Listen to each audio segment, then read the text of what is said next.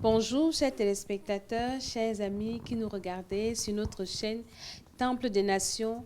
Nous sommes dans la joie encore d'être avec vous sur ce plateau de témoignages et vie avec l'homme de Dieu, le bishop des bishops, le docteur Martin. Bonjour, homme de Dieu. Bonjour, ma sœur, que Dieu te bénisse.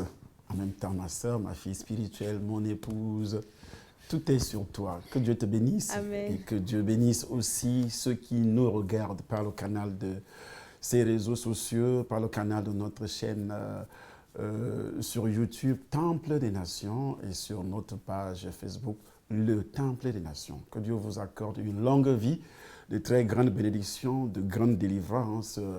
Lorsque Satan va vous attaquer, il ne vous vaincra jamais. Au nom de Jésus-Christ. Amen. Amen. Après un petit congé, une petite pause que nous avons marquée parce que l'homme de Dieu était en mission évangélique à Bruxelles, toujours dans le cadre du témoignage, dans une église où il avait été invité. Homme de Dieu, parlez-nous un peu de votre passage à Bruxelles. Quels sont les effets du témoignage dans cette église? Les effets du témoignage, je comprends depuis 25 ans aujourd'hui parce que je raconte la même histoire avec des révélations puissantes. Jésus-Christ m'avait dit, va et raconte ce que j'ai fait pour toi. Deux catégories de personnes, les païens et les enfants de Dieu. Les païens parce qu'ils doivent recevoir le Seigneur pour quitter le monde et remplir le royaume des cieux dans les églises locales. Donc c'est pourquoi j'ai accepté l'invitation de l'homme de Dieu, le pasteur David, depuis Bruxelles, qui m'a invité dans cette église merveilleuse. Et Dieu s'est manifesté puissamment. Les païens ont accepté le Seigneur, les gens qui n'étaient pas nés de nouveau. Et en même temps, les chrétiens ont été fortifiés dans leur très sainte foi. Amen. Et beaucoup de personnes qui ne connaissaient pas la Bible disent, nous n'ignorons pas les desseins de Satan. Le but de Satan, c'est de nous détruire. Il nous détruit puisque nous ne maîtrisons pas comment le combattre. Et j'ai enseigné ce qu'on appelle le combat spirituel. J'ai donné des révélations qui se trouvent dans ces livres et beaucoup d'autres révélations parce que tout n'est pas dit dans ces livres. On a vu la croissance spirituelle, on a parlé de la confession du péché parce que beaucoup de gens ont écouté les ragots dans les mensonges de Satan les enseignements qui circulent aujourd'hui. Nous avons la grâce, Jésus-Christ a crucifié le péché sur la croix, dont le péché n'existe plus. Et pourtant, les gens continuent à vivre délibérément dans le péché. Ils pêchent contre leurs frères, contre leurs sœurs, prétextant que le péché n'existe plus parce que le sang de Jésus me couvre. Alors, si le sang de Jésus te couvre, il n'est pas permis à qui que ce soit de vivre dans le péché. Et si vous vivez dans le péché, vous devez prendre la décision de l'abandonner, de le confesser d'abord à qui vous avez fait tort, et puis de prendre la décision d'abandonner. C'est ça l'enseignement biblique dans le livre de Jacques au chapitre 5. Et tout cela a été enseigné, l'Église a été vraiment fortifiée, édifiée, et il y a eu une croissance spirituelle. Les dons du Saint-Esprit se sont manifestés dans les guérisons, les miracles, le déblocage, la délivrance, parce que la Bible déclare que voici les miracles qui accompagneront ceux qui auront cru. On a vu ces miracles m'accompagner, nous accompagner, parce que je n'étais pas seul, j'étais bien sûr avec toi, ma côte. Amen. Homme de Dieu, j'aimerais que vous reveniez sur quelque chose. Vous avez dit là tout à l'heure qu'on confesse le péché à la personne qu'on a offensée.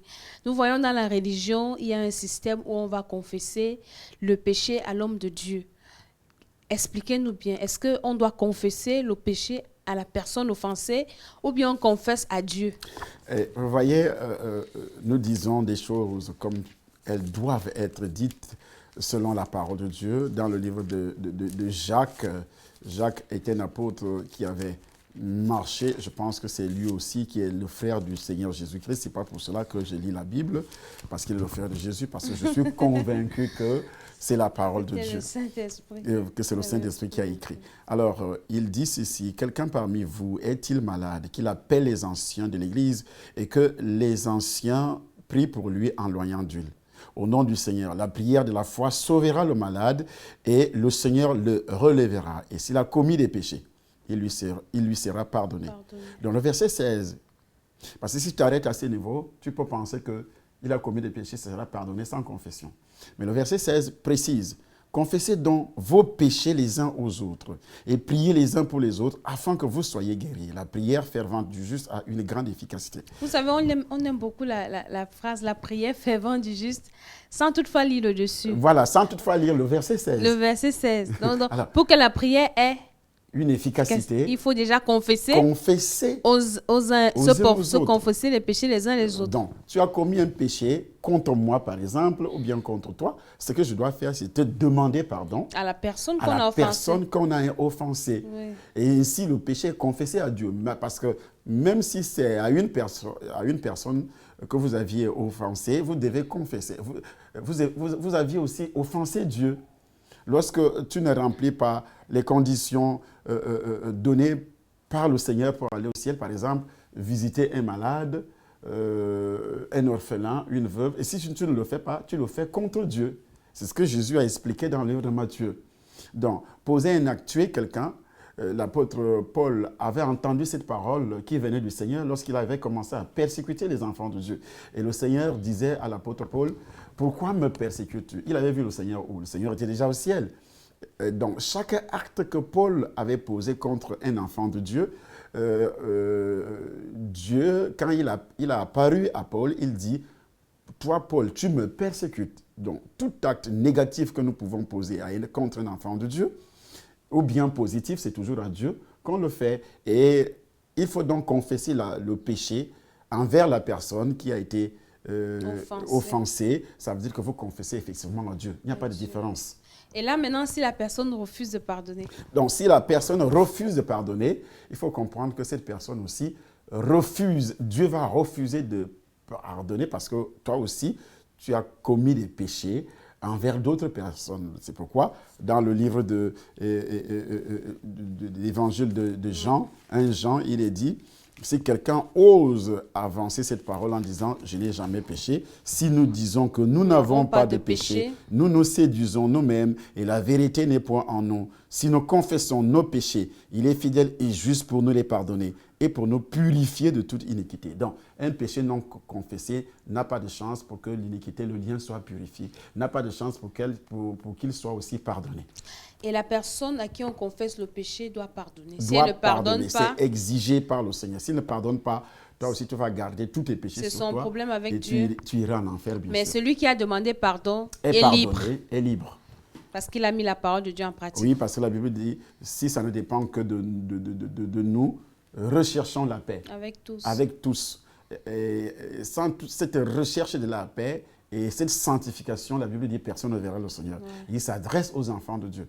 Donc, l'évangile du ventre qui est prêché aujourd'hui, vous pouvez continuer à vivre dans le péché. Il y a la grâce. Jésus-Christ a dépouillé les dominations. Il a cloué le péché à la croix. Donc, tu pêches le matin, le soir, tu demandes pardon, Dieu te pardonne. Tu reviens sur le même péché. Le matin, tu demandes pardon, tu reviens sur le même péché. Parfois, tu ne demandes pas pardon parce que je suis couvert du sang de Jésus. Ça, c'est une fausse doctrine qui n'a rien à voir avec le vrai évangile. Parfois, tu pries, Seigneur, pardonne mes péchés en acte, en parole, par omission, au nom de Jésus. Amen. Ça, ce n'est pas la confession. Sans identifier le péché. Il faut identifier le péché. Il faut identifier le péché. C'est ce genre de personnes que moi j'ai vu en enfer, puisque nous allons parler de ça tout à l'heure. Amen. Donc là, c'était le résumé de ce qui s'est passé à Bruxelles. Et beaucoup ont confessé, beaucoup de gens ont été délivrés. C'était vraiment formidable. Et là, nous allons continuer avec le témoignage parce que nous nous sommes arrêtés à la dernière vidéo avec notre livre « Va et raconte ce que j'ai fait pour toi » qui est disponible. L'homme de Dieu s'est arrêté à la dernière vidéo pendant son séjour dans le cimetière où il est entré avec son corps physique. Et à l'intérieur du cimetière, il a rencontré une momie qui lui a dit « Je vais te donner un pouvoir et tu vas haïr toute forme de vie. » C'est là où nous nous sommes arrêtés et je vais passer la parole à l'homme de Dieu pour qu'il continue à nous relater tout ce qu'il a vécu dans ce soi-disant paradis, entre guillemets. Entre guillemets. Donc, là, nous parlons du cimetière, mais il y a eu d'autres manifestations visibles, par exemple, ce sarcophage, lorsque la momie qui s'était présentée devant moi me disait... Ce tombeau, sarcophage, c'est un tombeau? C'est une sorte de tombeau, un trou spécial. J'étais déjà à l'intérieur, dans le cimetière, et puis le sol qui s'est fendu, j'ai commencé à descendre. Là, ce n'est pas encore le sarcophage. C'est arrivé là-bas, lorsque cet esprit qui me disait « Bienvenue au paradis, tu vas faire un voyage, et ce voyage... » tu vas toujours revenir à la vie et tu vas rencontrer des puissances, des êtres, tu vas rencontrer tout ce qui est prévu pour ce voyage. Allonge-toi ici. Et devant moi se trouvait effectivement ce sarcophage. Alors ce sarcophage, c'est une sorte de tombe. Et à l'intérieur de cette tombe, il y a toutes sortes aussi de créatures infernales. Horribles, c'est-à-dire les scorpions géants, ce n'est pas des simples scorpions que nous avons, ce sont des catégorie des démons. Vous avez aussi des serpents, vous avez des dragons, vous avez des 1000 pattes, parce que ce soit des 1000 pattes, que ce soit des vers géants, géants qui sont comme des serpents, mais en principe, ce ne sont pas des serpents. Vous avez aussi des souris géants qui sont... quand vous regardez les films, tout ce que... Tortues ninja. Des tortues ninja, des gros caméléons, et tout ça, ce sont des démons féroces. On vous met à l'épreuve pour voir si vous êtes courageux, si vous allez résister. Si vous allez aller jusqu'au bout. Si vous allez aller jusqu'au bout. C'est pourquoi Satan enseigne, forme ses agents de cette façon, alors que les enfants de Dieu, lorsqu'ils sont confrontés à des petits problèmes, ils se découragent. Mais chez Satan, vous passez à des formations. La persévérance. La persévérance. D'abord, c'était physique, ce n'était pas en esprit. Et là, je venais d'effectuer un voyage physique, astral, physique, comme on le dit, astral en esprit, comme ceux qui sont dans les réseaux, dans les cercles mystiques, dans les sectes parlent des voyages astrales dont ils sortent en esprit, mais ce n'était pas de cette façon que ça a été fait. Voilà. Donc, à ce niveau, je suis en train d'effectuer ce voyage. J'ai vu des pitons, une seconde voix qui me fait sursauter, qui me dit « Bienvenue au paradis ». Et lorsque j'ai entendu ça, je suis tombé dans une sorte d'extase dont je perds connaissance, parce que j'étais là physiquement, couché au milieu de ces choses qui montaient sur moi. Je perds connaissance et je me retrouve alors dans une seconde vie, justement au bord d'un autre précipice. Dites-moi un peu, avant de dire ce que vous avez vu, parlez-nous un peu de cette momie. Elle représentait quoi? Quel esprit? Elle représentait l'esprit que j'ai appelé effectivement convenant, un esprit vampire. Vous savez, les vampires, d'habitude, c'est dans les cimetières qu'ils résident souvent. Et lorsque vous aviez eu pour habitude de regarder les films des vampires, vous allez constater que la plupart des vampires restent dans les cimetières. Quand le jour apparaît, il disparaît, il va se coucher dans sa tombe, dans son cercueil. Et parfois, le film vampire que moi j'avais regardé tant petit, il voyageait avec son cercueil dans la voiture. Quand le jour apparaît, entre dans le cercueil, disparaît. Et donc, la différence entre le vampire et le sorcier et le sataniste? La différence, c'est que c'est un esprit. Et quand on dit souvent, généralement au Cameroun, on dit aux gens, tu es le vampire. Mais ce n'est pas ça la sorcellerie. Donc la sorcellerie est différente de l'esprit vampire. De l'esprit vampire qui travaille dans ce juste milieu entre la sorcellerie et le satanisme. Ouais. Donc son rôle principal, c'est de faire pourrir chaque situation et de vous amener à signer ce pacte. Parce que quand vous signez ce pacte, il y a du sang. Et le vampire se nourrit du sang. Nourrit du sang, il vit avec le sang. Et c'est ce vampire qui donne beaucoup plus. Quand on dit que les sorciers boivent le sang, ce n'est pas que le sorcier lui-même boit le sang. Il récolte le sang pour les vampires. Wow. C'est leur travail. Donc, les sorciers récoltent le sang pour les vampires. Parce que la sorcellerie, c'est la plus basse classe. C'est la plus basse classe. Les esprits méchants, oui.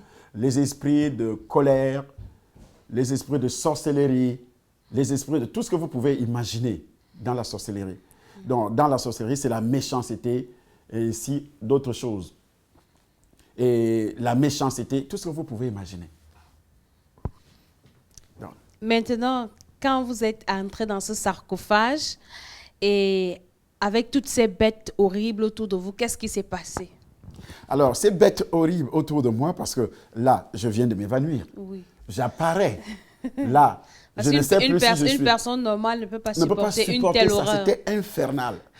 Alors que j'étais déjà dans un second état, Ouais. après avoir quitté, parce que au cimetière, physiquement, lorsque le sol s'est fendu sur mes pieds, je commençais à descendre avec mon corps. Oui. Avant d'apercevoir, d'entendre le son, la voix de cet esprit et qui va apparaître devant moi sous la forme du squelette. Le squelette qui parle et qui vomit le feu. Vous voyez, on fait tout dans ces lieux pour vous influencer, pour vous montrer qu'il y a la puissance. Un impressionniste mensonger. Pour vous montrer qu'il y a la puissance. En fait, c'est pour vous impressionner Oui.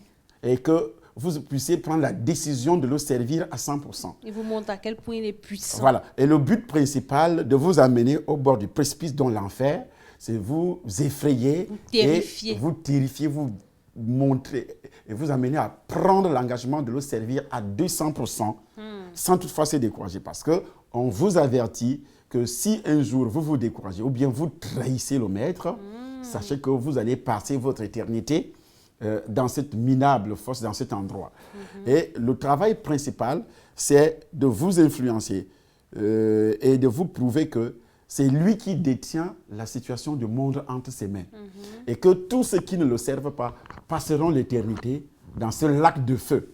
Effectivement, c'était le lac de feu. Parce que l'Esprit me disait, le choix est vaste dans ce monde, alors viens avec moi. Et ce jour-là, donc après avoir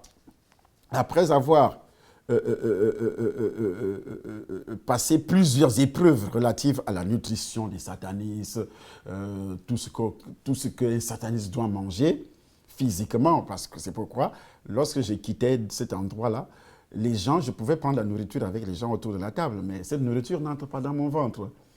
Parce qu'il y avait des choses que je ne devais pas effectivement manger. Mais pour camoufler mon identité, quand je sors avec les amis, je devais boire avec vous, manger avec vous, tout ce que vous mangez. Mais ça ne traverse pas la Mais gorge. ça ne traverse pas parce qu'il y a un démon, ces démons dans mon corps qui doit enlever tout ce que moi j'avale, tout ce qui n'est pas, qui n'entre pas, qui ne m'est pas autorisé à consommer. Donc, ça veut dire comme de Dieu, parce qu'il y a souvent des gens qui disent qu'il y a des sorciers qui viennent prendre la communion et ils n'avalent pas, ça reste, ils ont un petit sac là. Donc parce que s'ils mangent la Sainte Seine ou bien la communion, ils vont mourir. Donc, c'est vrai non, ça. Il faut comprendre que dans les églises catholiques, en principe, c'est tout simplement un mensonge. Eux, ils utilisent cette communion pour leurs invocations. Ça n'a rien à voir avec la sainteté de Christ. Parce que le vrai corps de Christ est donné à ceux qui sont réellement nés de nouveau. Et dans ces églises, les gens ne sont pas nés de nouveau. Ça n'a rien à voir avec la Sainte Seine que nous prenons. Puisque dans l'église catholique, en principe, c'est le prêtre qui boit son vin et puis il vous donne les languettes de pain. Et puis vous appelez ça la Sainte Seine, ça n'a jamais été. Lui, il boit le sang de Jésus. Il boit le sang de Jésus, entre guillemets. Et puis il vous donne les languettes de pain. Or, lorsque nous lisons la parole de Dieu dans le livre d'1 Corinthiens, au chapitre 11, la Bible, l'apôtre Paul dit « Je vous ai enseigné ce que j'avais reçu du Seigneur. » C'est que dans le dernier jour, il a pris du pain, il a donné. Il a pris le vin, il a donné. Donc nous tous, que ce soit les brebis, que ce soit les pasteurs, les hommes de Dieu, les brebis doivent boire le sang de Jésus. Les pasteurs doivent boire le sang de Jésus, manger le corps de Christ et les brebis doivent consommer. Et en même temps, les pasteurs doivent aussi consommer. Il n'est pas réservé seulement aux pasteurs de consommer le vin et donner le pain aux brebis. Et puis, si c'est un homme de Dieu qui te donne, par exemple, la Sainte Seine, alors qu'il n'est pas né de nouveau, Sainte Seine ne peut jamais représenter le corps de Christ, pour commencer. Et si un homme de Dieu donne à un sorcier? À un sorcier ne peut pas, il ne doit pas donner. Parce que si tu es réellement un homme de Dieu, un sorcier ne peut pas recevoir le sang de Jésus-Christ et le consommer. Il va refuser. Bon, il ne peut pas faire semblant de consommer. Il peut faire semblant de consommer. Ça va dans la poche. Ça va dans la poche et ça entre, ça reste là. Oui. Et il vomit. Et il vomit après. C'est ce qui se passe en ce qui concerne les sorciers qui sont dans les églises où il n'y a pas de discernement. Oui, c'est ça. C'est ce que vous prenez tous, et la plupart des gens vivant délibérément dans le péché, pratiquant la sorcellerie, ils font aussi la même chose. Oui. Donc, ils ont leur bouteille mystique au niveau de la gorge. où passe donc la Sainte Seine, que ce soit le vin, que ce soit le pain qu'ils mangent, qui représente bien sûr le corps de Christ, donc ça n'entre pas dans leur ventre. Ils ont des techniques. Mystique. Parce qu'ils sont là seulement pour vous éblouir, pour vous faire croire qu'ils sont des enfants de Dieu comme vous. Ils accomplissent la volonté de Dieu en prenant la Sainte Seine, alors qu'effectivement, ça ne descend pas. Donc, c'est ainsi que ce sont des techniques qu'ils utilisaient auparavant, étant dans ce camp-là. Pas dans les mois, je n'allais jamais dans une église. Je vais faire quoi dans une église? Donc, même pas catholique. Même pas catholique. Quand le jour qu'on m'avait confirmé comme catholique, c'était la dernière fois de mettre pied parce que c'était aussi l'exigence des parents qui étaient encore en vie, dont les oncles, eux-mêmes des sorciers. Le jour que j'avais été effectivement confirmé par l'archevêque. Vous avez déjà fait le voyage non, c'était avant? Non, j'étais déjà au niveau de la sorcellerie, tout simplement. Ok, initiation. Initiation. Oui, oui. Mais là, j'étais déjà sorcier, je sortais déjà du corps, mais pas avec mon corps physique comme je le faisais déjà. Comme tout à l'heure. Donc là, le jour que j'avais fait la confirmation à Connor, cette petite église des parents, et là, j'étais déjà un bon sorcier. Et l'archevêque confirmé m'avait confirmé que je suis un bon chrétien de l'Église catholique d'Arconan. Donc, voilà ce qu'on appelle les rites traditionnels qui n'ont rien à voir avec la vraie foi en Christ que nous prêchons aujourd'hui, que je prêche aujourd'hui après ma conversion. Amen. Donc, au cours de ce voyage, après plusieurs épreuves relatives à la nutrition des satanistes, on m'avait transmis un magnétisme pour augmenter ma puissance surnaturelle dans les divers domaines du spiritisme. La puissance surnaturelle dans les divers domaines. Le domaine, là, tu es en train de traverser l'étape de la sorcellerie pour entrer dans le satanisme. La frontière. Parce que tu vas affronter, en ce moment-là, ce qu'on appelle la politique. Tu vas affronter la religion. Tu vas affronter le commerce, les affaires. Donc, vous devez gérer tout ça. Donc c'est pas la sorcellerie qui gère la politique, c'est déjà le satanisme. Le satanisme. Wow. Donc, la politique est gérée, la sorcellerie détruit plutôt. Les esprits méchants. Les esprits méchants. La jalousie. Dès que tu deviens un homme politique important, tu dois être détruit. Tu es nommé dans ton village et puis tes frères, tes sœurs doivent y avec toi. La plupart des gens qui sont nommés aujourd'hui, qu'est-ce qu'ils font? Ils vont fêter dans le village en Afrique. Ça se passe comme ça. Et même ici en Europe, tu appelles tes amis, j'ai été nommé, et tu penses que tous tes amis sont d'accord avec toi, ou bien qu'ils sont dans la joie avec toi. Ils vont commencer donc à faire des imprécations, c'est-à-dire souhaiter que le mal t'arrive. Ou bien tu achètes une nouvelle voiture. Tu achètes une nouvelle voiture, tu appelles les gens, nous allons arroser, je vais arroser la voiture. Tu as construit ta maison. Tu as construit ta maison. Peut-être même seulement tu as mangé la viande. Donc là, ils vont faire tout et tout pour détruire les entreprises qui te permettent d'avoir de l'argent, détruire ta vie professionnelle, détruire ton foyer le jour, la santé, lancer des maladies, envoyer des malédictions sur tout ce que tu fais. Là, c'est le domaine de la sorcellerie. La méchanceté. Donc, la méchanceté, les esprits méchants dans le lieu céleste, comme le dit l'apôtre Paul, les dominations, les princes de ce monde, Éphésiens chapitre 12, verset 6, qui parle des dominations. Chapitre 6, verset 12, qui parle des dominations. Les autorités. Là, on commence donc à citer les esprits que les satanistes manipulent. Les esprits qui travaillent avec les autorités, les princes de ce monde des ténèbres. En plus, la dernière catégorie, c'est donc les esprits méchants dans les lieux célestes. Donc là, je suis en train de traverser cette frontière entre la sorcellerie et le satanisme pour apprendre, pour être formés. Aujourd'hui, les enfants de Dieu ne veulent pas être formés. Ils disent qu'ils ont le Saint-Esprit. Même étant sataniste, on vous forme. On vous montre ce que vous devez faire, ce que vous ne devez pas faire. Comment vous devez le faire comment vous devez gérer la politique dans votre pays. Donc, c'est toute une école. C'est toute une école. Comment vous devez gérer? Parce que vous allez gérer ces choses spirituellement. Vous devez injecter les pensées dans les têtes des gens. Que ce soit ceux qui gouvernent. Manipuler. C'est pour ça que le Seigneur dit, et vous aimez beaucoup ça, de prier pour les autorités. De prier pour les autorités. Oui, oui. Un Pierre, pour que nous ayons la paix. Parce que si vous ne priez pas pour les autorités, qui ne sont pas nés de nouveau, qui ne sont pas protégés par le Saint-Esprit, alors il faut faire attention. vous livrez ces autorités entre les mains. Ce n'est pas que vous les livrez, vous les abandonnez. Ils sont déjà entre les mains de Satan. Puisqu'ils ne sont pas de nouveau, donc vous les abandonnez entre les mains de Satan. Satan va commencer, à part son collège de satanistes, par les manipuler. C'est pourquoi vous allez voir donc dans plusieurs sphères de la société, sur toutes les couches sociales, ils sont en train de piocher dans les universités, dans les collèges. Ils sont en train d'enregistrer ceux qui entrent dans les réseaux, mystiques, en disant, si vous n'êtes pas avec nous, vous ne serez jamais nommés, vous ne serez pas ceci. Donc, ils sont en train de recruter. Ils sont en train de recruter et les élèves, et les étudiants, et les personnalités dans tous les niveaux, les banques, les administrations, les organismes internationaux, nationaux et autres, dans le commerce. Je veux un peu relever quelque chose, homme de Dieu. Vous avez dit qu'une fois que vous êtes arrivé, on vous a dit que vous allez commencer à gérer les politiques. Ça ne veut pas dire que tous les hommes politiques sont satanistes. Non, pas du tout. Il y a une nuance à ça. Oui, tous les hommes politiques ne sont pas des satanistes. Un homme politique qui donne sa vie au Seigneur. Oui, ça veut dire que Dieu peut susciter, toute autorité vient de Dieu. Toute autorité vient de Dieu. Oui. Mais qu'est-ce que le diable fait? Il voit déjà ton appel.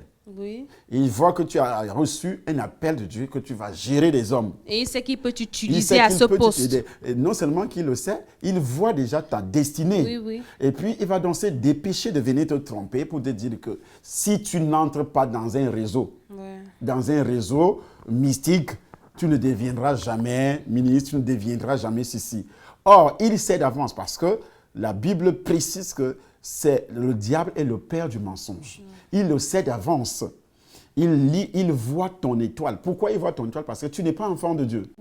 Pour un enfant de Dieu, il ne voit plus l'étoile, mais il fait tout et tout pour te séduire, afin de récolter tes bénédictions. Que toi-même tu ouvres la porte. Toi-même tu ouvres la porte en vivant dans le péché, bien sûr. Il récolte donc ta bénédiction, et puis il te pousse à aller, par exemple, vers les féticheurs, vers les marabouts, dans les réseaux mystiques, et puis il finit par te détruire. Donc ici, l'appel, comme le dit le livre de Romains, chapitre 12, que toute autorité, je crois que c'est le chapitre 13, toute autorité vient de Dieu. Mais l'autorité qui vient de Dieu, s'il n'est pas né de nouveau, il ne peut pas conserver cet appel dans la sainteté. Il faudrait que cette autorité puisse naître de nouveau. C'est ainsi donc que les enfants de Dieu doivent faire tout et tout pour annoncer l'évangile, pour prier pour les autorités premièrement, parce que quand on dit prier, dans la prière, il y a l'annonce de l'évangile, pour que nous ayons la paix. On ne peut jamais avoir la paix si les gens ne sont pas convertis. C'est impossible. Ce n'est pas seulement une simple prière où on va prier à la maison, non. Et il faut sortir pour leur annoncer l'évangile. Pour que si une autorité va se convertir, cette autorité va donc mettre la parole de Dieu en pratique. Si une personne n'est pas encore convertie, elle ne peut pas mettre la parole de Dieu en pratique. Il n'y aura pas la paix dans le pays. Donc nous sommes dans l'obligation d'annoncer l'évangile. C'est pourquoi la Bible appelle l'évangile de paix.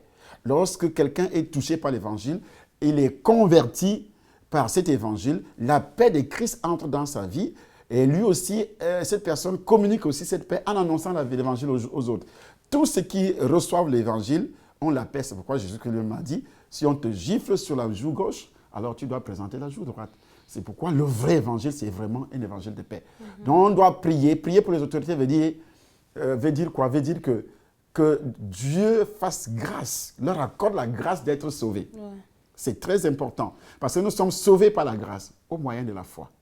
Donc voilà. Afin qu'ils ne soient plus manipulés par les satanistes qui sont encore là-dedans. Parce qu'ils font tout et tout, sachant que tout le monde a besoin du matériel, tout le monde a besoin d'argent. On te propose beaucoup d'argent, on te propose les richesses, comme ce que Satan lui-même a fait avec Jésus. Dans Matthieu 4. Dans Matthieu 4, il a proposé des richesses à Jésus. Mais c'est parce que Jésus connaissait la parole de Dieu. Et tu ne peux pas connaître la parole de Dieu si tu n'es pas né de nouveau. Jésus, lui-même étant la parole de Dieu, il a toujours retorqué devant Satan en disant « il est écrit ». Or, Satan citait les versets, mais à tort, pour son intérêt. Et Jésus-Christ, qui connaît la révélation, qui connaissait la parole, il disait « il est écrit ». Et c'est comme ça qu'il a réussi à vaincre Satan. Donc aucune autorité dans ce monde ne peut vaincre Satan si elle ne connaît pas la parole de Dieu. Aucune personne dans ce monde ne peut vaincre Satan si tu ne connais pas la parole de Dieu. Et pour connaître la parole de Dieu, il faut d'abord naître de nouveau, avoir le Saint-Esprit, recevoir le Saint-Esprit. Parce que la nouvelle naissance qui apporte la destruction du péché originel, héréditaire et personnel, lorsque ces péchés sont confessés, sont d'abord identifiés, puis confessés. Et c'est ainsi que la puissance du sang de Jésus détruit dans le lien, comme le dit 1 Jean chapitre 8, chapitre 1er à partir du verset 8, ou bien le chapitre 2 à partir du premier verset 2. Donc, voilà un peu au niveau des autorités. Vous devez gérer la politique, ça veut dire les empêcher premièrement de ne pas croire. Il faut inventer des histoires. Faire tout et tout. Le royaume des ténèbres fonctionne 24 sur 24 sur ça là. Pour maintenir les gens pour dans l'incrédulité. maintenir les gens dans l'incrédulité, donc dans les ténèbres. Oui. Et il faut aiguiser leur appétit dans une convoitise passionnée que la Bible appelle la convoitise qui est une idolâtrie. Pour des choses de la terre. Pour les choses de la terre. Parce qu'il vous ferme la porte au niveau de l'esprit. Vous ne vous rendez pas compte que vous êtes étranger et voyageur sur la terre. Vous ne pouvez pas aussi croire qu'il y a un lieu, un endroit merveilleux que Dieu a créé, que Dieu a réservé à ceux qui croient. Donc vous allez faire tout et tout comme si vous êtes réellement, comme si vous allez vivre éternellement sur cette terre. Il me faut beaucoup d'argent. Il aiguise cet appétit. Même s'il faut tuer pour avoir l'argent. Même s'il faut tuer, c'est pourquoi vous voyez des guerres dans le monde entier, des troubles dans le monde entier. Donc il faut gérer tout ça. Il faut gérer tout ça. C'est pourquoi il est dit ici, on m'avait transmis ce magnétisme pour augmenter ma puissance surnaturelle dans les divers domaines du spiritisme. Quand on dit politique, c'est ça. Quand on dit commerce, c'est ça. Quand on dit les affaires, c'est ça. C'est pourquoi tous ces domaines-là sont absolument piégés. Le diable doit réellement avoir la main mise pour que l'évangile ne soit pas prêché. L'évangile, ces gens qui gouvernent dans le domaine des affaires, dans le domaine politique, dans le domaine financier, personne ne soit touché par l'évangile. Ils sont toujours continuent à être manipulés par il les faut qu'ils soient tellement gourmands en ce qui concerne les richesses de ce monde. Donc ce sont des manipulations sataniques.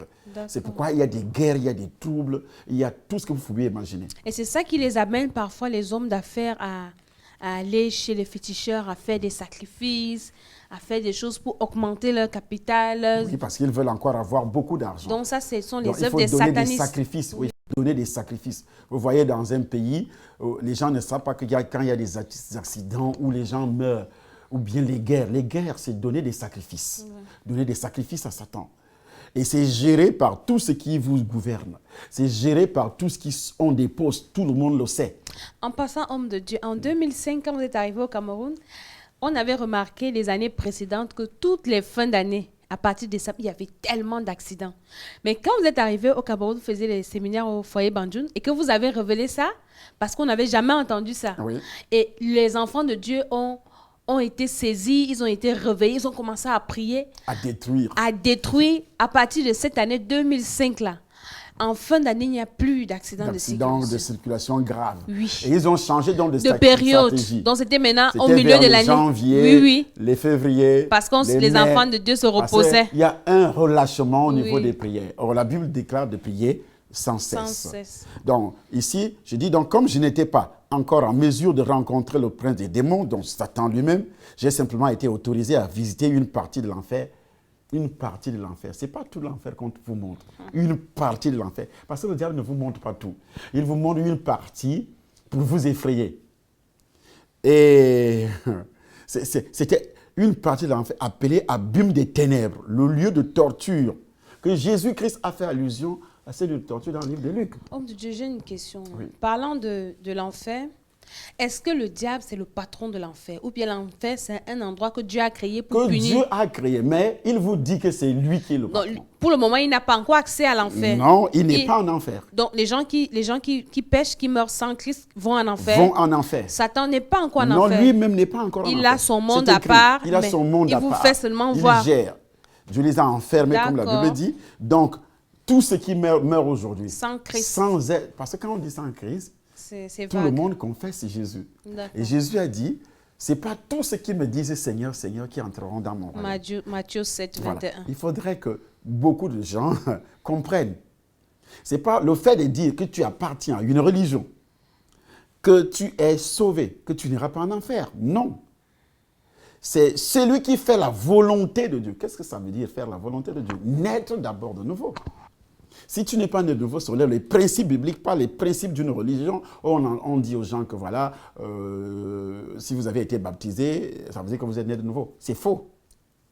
Donc, lorsque Jésus-Christ faisait allusion à ça, Luc chapitre 16, versets 19 à 31, je crois que nous pouvons quand même lire. Nous avons, dans le livre de Luc, au chapitre 16, verset 19, vous pouvez lire, maman, si vous avez déjà trouvé. Luc 16, 19. Il y avait un homme riche, moi je suis déjà là, Oui. qui était vêtu de pourpre et de fin lin. Il était riche. Et qui chaque jour menait joyeuse et brillante vie. Brillante vie. Oui. Un pauvre nommé Lazare était couché à sa porte, couvert d'ulcères, et désireux de se rassasier des miettes qui tombaient de la table du riche.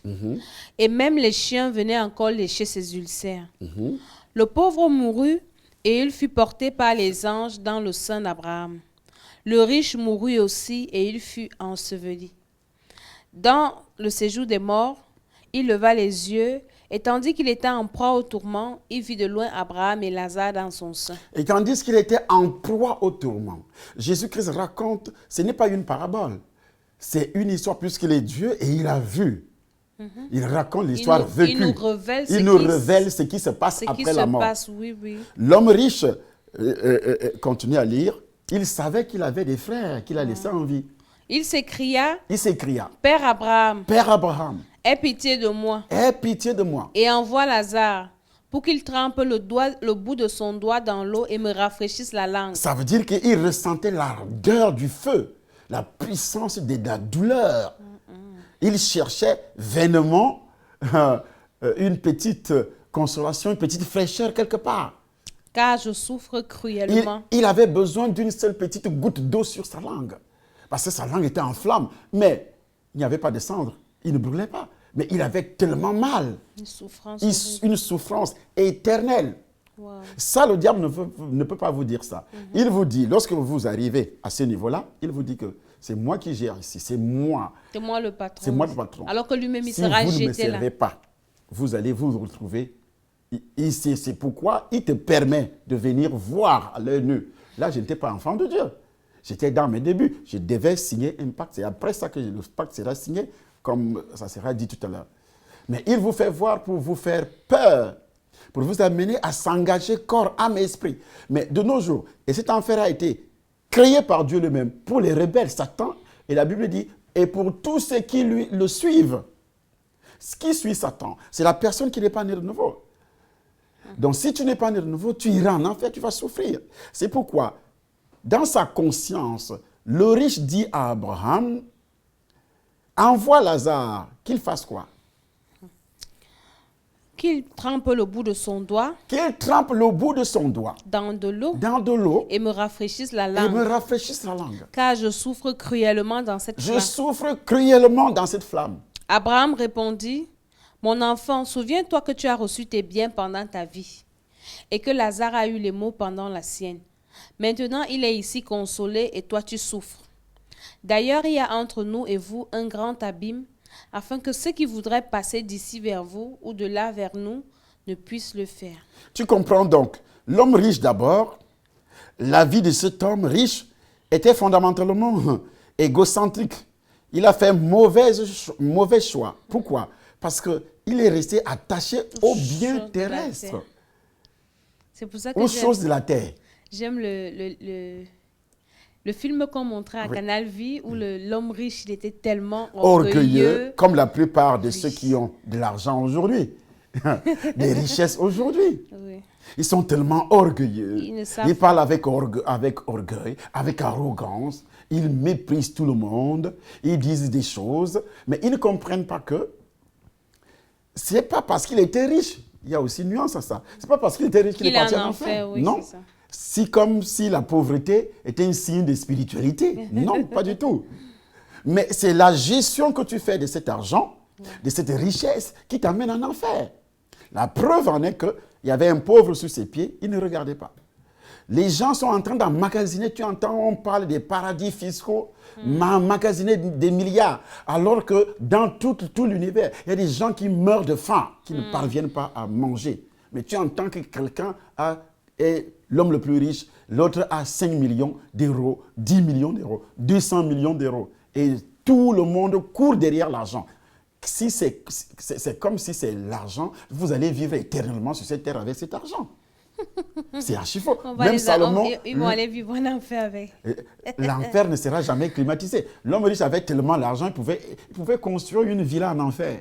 Oh, homme de Dieu, on a vu sur Facebook un homme qu'on a enterré avec beaucoup de millions, avec des champagnes, on versait des champagnes. Avec sa voiture, avec Voilà. Donc, alors, la Bible précise que il n'a pas, et quand il était en proie, il dit à Abraham, envoie Lazare chez mes frères. Ouais. Le riche dit, je te prie donc, Père Abraham. Comme Lazare ne peut pas m'aider, il a aidé mes frères. Qu'il aille avertir mes frères. Et ici, ce n'est pas bien. Donc ses frères étaient encore en vie. Et ils menaient la même vie. Et ils continuaient à mener la même vie. Alors, est-ce qu'Abraham devenait un évangéliste? Ou bien Lazare, après la mort? Donc ça prouve que le mort ne peut jamais t'aider. Si tu ne m'écoutes pas, moi qui est encore en vie, le mort ne peut jamais t'aider. Si tu m'insultes, parce que beaucoup nous insultent sur les réseaux, ils racontent des bêtises. Alors que c'est Dieu qui est en train de les avertir. Alors que c'est Dieu qui est en train de t'avertir. Quand tu vas te retrouver dans les flammes, quand tu vas te retrouver en enfer, le diable vous trompe que l'enfer n'existe pas. L'enfer existe bel et bien. Et c'est pour tous. La Bible dit que l'évangile de Jean chapitre 3 verset 36 qui dit que c'est lui qui croit au Fils à la vie éternelle et c'est lui qui ne croit point. La colère de Dieu demeure sur lui. C'est ça la colère de Dieu. Demeure sur toi. Donc si toi tu crois, tu entres au ciel. Dès que tu fermes les yeux, parce que Dieu m'a fait grâce de visiter l'enfer 2 fois. Le ciel. Le ciel. J'ai visité l'enfer. C'était une grâce aussi. Ouais. D'être, par exemple, passé entre les mains de Satan et puis Dieu te rachète. Une grande grâce. Une grâce exceptionnelle parce qu'il y a des milliards là-bas qui ne seront jamais rachetés. Alors, à dire vrai, les choses que je pouvais voir étaient si effrayantes. Il y avait un puits profond. Je te décris maintenant cet abîme des ténèbres. Apocalypse chapitre 9 décrit l'abîme. Décrit l'abîme. L'enfer.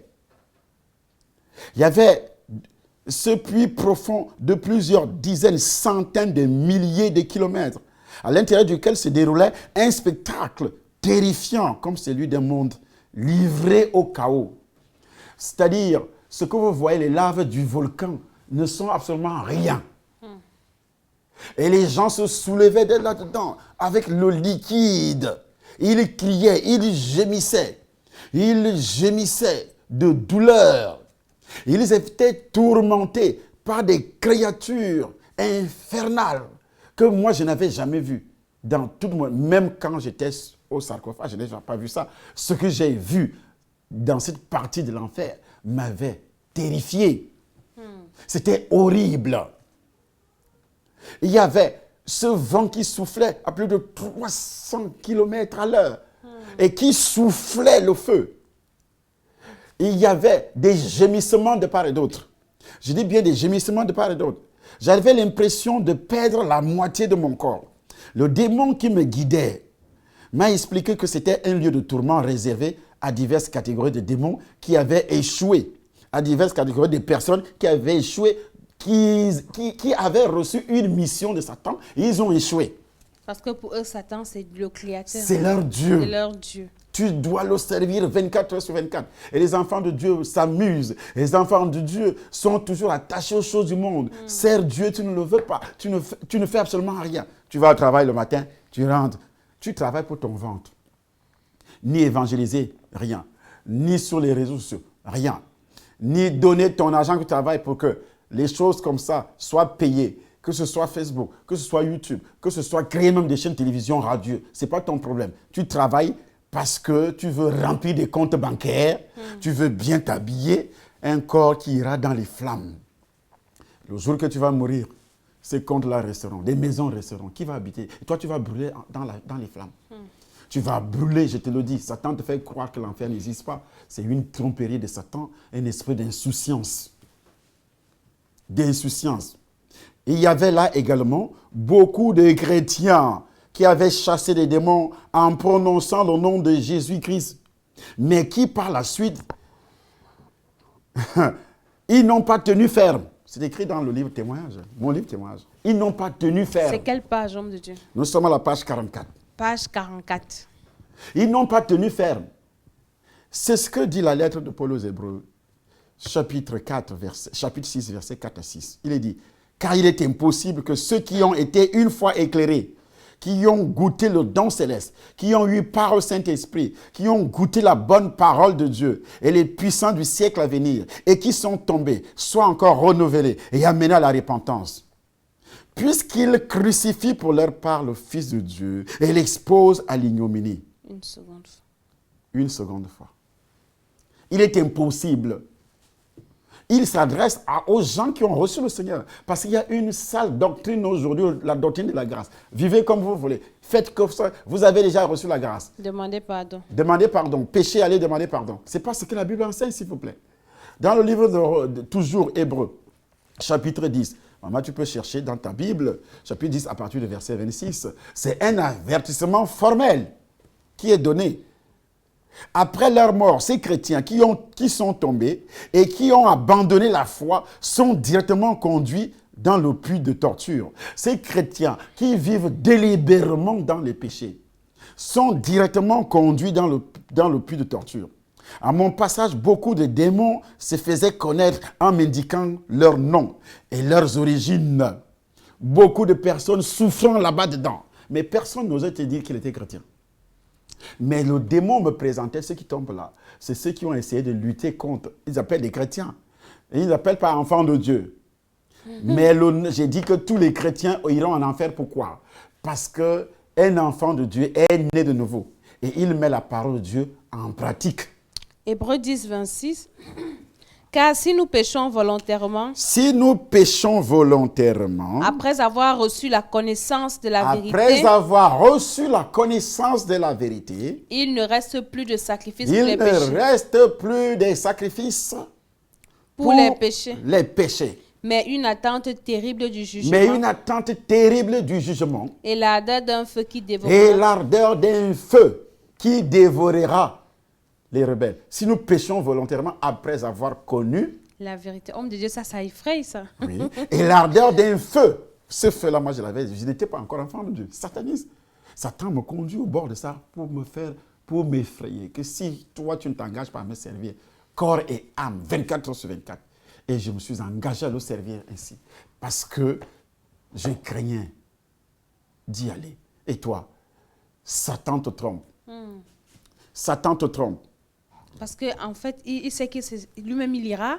Maintenant, il va aller avec le maximum de personnes. Toute l'humanité. Son problème, depuis Adam, son problème est que personne ne soit sauvé. Depuis Adam. Et il travaille avec ardeur. Ardeur, 24 heures sur 24. Mais les enfants de Dieu, les pasteurs, aujourd'hui, tu as eu une église de 500 personnes. Tu penses que c'est beaucoup? L'évangélisation, il n'y a plus. On ne finance même pas les activités d'évangélisation. Quand tu dis à quelqu'un, donne ceci, on préfère aller dépenser dans les restaurants, 300 €. Dans les grands restaurants, on mange, on achète des costumes, on achète ceci, on achète cela, des voitures. Mais j'ai payé en 10 jours YouTube 1000 €. Facebook 1000 € en 10 jours. On a pu atteindre plus de 100 000 abonnés sur notre page. 1000 €. Mais dites-moi, si aujourd'hui les enfants de Dieu donnent de l'argent pour que l'évangile soit annoncé, mais le monde entier il y aura un réveil. Ouais. Mais chacun travaille pour son passage temporaire sur la terre, avoir de belles maisons. Toi seul, tu as déjà 2 maisons, 3 maisons, des voitures, des ceci. Mais tu vas laisser ça et pour aller brûler, pour aller souffrir. Il y a de l'argent volé, la corruption, le vol, le mensonge, l'hypocrisie, ce qu'on appelle la dissimulation, caché à gauche, caché à droite, et ainsi de suite. Même ceux qui sont déjà, ils ont reçu le Seigneur. Quelqu'un va faire un faux témoignage, un pasteur va faire un faux témoignage parce qu'il veut l'argent des brebis, tu iras en enfer. On va te donner ça. Mais après, tu iras en enfer. Après, tu iras en enfer. On ne fait que prêcher des miracles. On ne prêche plus la nouvelle naissance. On ne prêche plus sur le péché. On ne fait que prêcher sur les miracles. Oh oui, les guérisons. Et ici, il y aura des guérisons au ciel. Jésus est descendu pour nous envoyer au ciel. Pas pour nous maintenir guéris sur la terre. Pas pour nous maintenir bénis sur la terre. Parce qu'on ne fait que parler de bénédiction. La première bénédiction est spirituelle. Pour entrer au ciel. La vie éternelle. La vie éternelle, c'est ça la première bénédiction. Et la plus grande. C'est la plus grande. On doit lutter pour avoir ça en mettant la parole en pratique. On prophétise. Les gens ne font que chercher la prophétie. On ne cherche que la prophétie. Ah oui, il m'a dit que ma mère a fait ceci, mon oncle a fait ceci, la sorcellerie a fait ceci, machin truc. On a prophétisé sur mon mariage. Est-ce que tu entreras au ciel en couple? Je ne pense pas. 2 personnes seront sur un lit, une sera enlevée, celle qui sera prête. Celle qui sera prête sera enlevée. L'autre laissée pour aller où? Dans la perdition, dans la destruction. De nos jours, on ne fait que parler richesse. Bénédiction, je suis béni quand on présente les voitures. Miracle. Miracle. Non, frère. Arrêtez. Prêchez l'évangile, le vrai évangile, qui fait trembler le pécheur, qui amène le pécheur à abandonner le péché, à persévérer dans la justice, dans la vérité. Il a les yeux fixés, comme le dit le livre de Colossiens, sur les choses d'en haut, et non les choses qui sont sur la terre. Le diable utilise, comme il a fait avec Jésus, les choses qui sont sur la terre pour nous séduire. S'il vous plaît. Arrêtons cela, serviteurs de Dieu. Et il y aura au moins en enfer 90% des gens qui prennent l'évangile. S'il n'y a pas repentance. J'étais parmi ceux-là, mais je me suis repenti moi. Amen. Plus de 20 ans, je prêchais l'évangile, vivant dans le péché. D'abord, le péché de rébellion contre ma femme, contre mon père spirituel. Des adultères, fornication et autres. C'était moi là-dedans. Tout ce qui est mensonge, j'étais là-dedans. Mais Dieu m'a repris en 2014. Il dit, je t'envoie en enfer. Faites très attention. Il y a une séduction aujourd'hui, une grande séduction qui est entrée pour détourner même les croyants qui sont déjà assis dans les églises. Vous irez en enfer. Pendant que la fumée montait de ce puits, un démon de haut rang chargé de torture. Chargé de torture. C'est-à-dire, il est là seulement pour vous torturer encore. Vous êtes déjà en enfer. Imaginez, vous êtes déjà dans la souffrance. On vient encore vous torturer. Écoutez ce que j'ai vu avec mes yeux. Chargé de torture. Pendant que la fumée montait de ce puits, un démon de haut rang chargé de torture les condamnait à actionner une puissance semblable à du métal fondu à plus de 2000 degrés qui coule sur vous. Un sifflement lointain, des cris stridents se sont élevés de cet abîme. Tous les démons, tous ceux qui étaient là-bas, tous ces soi-disant chrétiens qui étaient punis, hurlaient en graissant des dents. Quand Jésus-Christ dit, vous serez jetés dehors, où il y aura des pleurs et des grincements de dents. Vous n'avez jamais compris ce qu'il voulait dire. Homme de Dieu, on va s'arrêter là. C'est horrible. C'est horrible. Horrible, frère. Faites très attention. Horrible. Toi qui es païen, qui dit que Dieu n'existe pas. Le diable fait tout et tout pour garder la main mise sur toi. Il te conduit joyeusement dans un esprit d'insouciance possédé par le démon d'insouciance. C'est pourquoi même il y a beaucoup de religions qui disent que l'enfer n'existe pas. Les témoins de Jéhovah surtout. Vous êtes trompés par Satan. Il y a la réincarnation. Ce sont des mensonges de Satan. La réincarnation n'existe nulle part. Tu vas revenir en papillon, tu iras en enfer. Le purgatoire. Le purgatoire, ça n'existe pas. Il a utilisé les religions pour ne pas éveiller. C'est l'enfer. Il n'y aura pas de purgatoire pour vous. Qu'on va donner de l'argent à un prêtre pour aller faire la messe, monsieur, madame. Non, dès que tu fermes les yeux, il est dit, il est réservé aux hommes de mourir une fois. Après quoi vient le jugement. Le jugement, c'est quoi? C'est le jour que tu meurs. C'est pas que tu vas te tenir devant Dieu et il y aura une balance. Il va mettre tes actions bonnes à gauche ou bien à droite. Si les bonnes pèsent beaucoup, et puis il dit non, pas, c'est faux. C'est faux. Ici, dès que tu fermes les yeux, tu n'es pas né de nouveau. C'est fini pour toi. C'est fini. Que tu as nourri des milliards de personnes, tu n'es pas né de nouveau parce que tu vas mourir avec le péché originel dans ton corps. Tu es né pécheur. Et il y a une seule personne qui peut te sauver de ce péché-là, qui peut te délivrer de ces péchés. Il s'appelle Jésus. Jésus de Nazareth. Il n'est pas un simple prophète. Il est le sauveur. C'est pourquoi on l'appelle le sauveur, le Christ. Amen. Il est le sauveur. Il n'y a pas deux prophètes qui s'appellent. Les autres sont des prophètes. Je n'en disconviens pas. Ce sont des prophètes. Mais ils ne sont pas des sauveurs. Mon frère, parce que tu es frère, que ce soit blanc, américain, chinois, tu es mon frère parce que tu as le même sang rouge dans tes veines. Et ce sang-là a été imbibé de malédiction adamique. S'il y a un sang vert quelque part, c'est que toi, tu n'as pas le péché originel. S'il y a un sang jaune quelque part dans le monde, c'est que toi aussi, tu n'as pas le péché originel. S'il y a un sang blanc, c'est que toi aussi, tu n'as pas le péché originel. Mais comme tout ce qui est sang dans ce monde est rouge, tu as le péché originel, la condamnation adamique. C'est seulement le sang de Jésus-Christ qui peut te sauver, qui peut te libérer, te délivrer de la condamnation adamique. Il y a des religions qui disent qu'Adam s'est repenti. Non, Adam ne s'était jamais repenti. La condamnation, même si c'était repenti, Dieu refuse parfois quand tu te répands. Hein. Il refuse. Et pourquoi il n'est pas reparti au jardin d'Éden alors? Pourquoi le monde ne vit pas dans la bénédiction? Et pourtant, quand il n'avait pas encore commis le péché, quand il fut créé, Dieu l'avait béni. Mais Dieu avait maudit la terre après le péché. Cette malédiction continue. Si Adam était revenu dans le jardin d'Éden, il n'y aurait pas de malheur dans le monde, les famines. Il y a des gens qui disent qu'ici Dieu existe.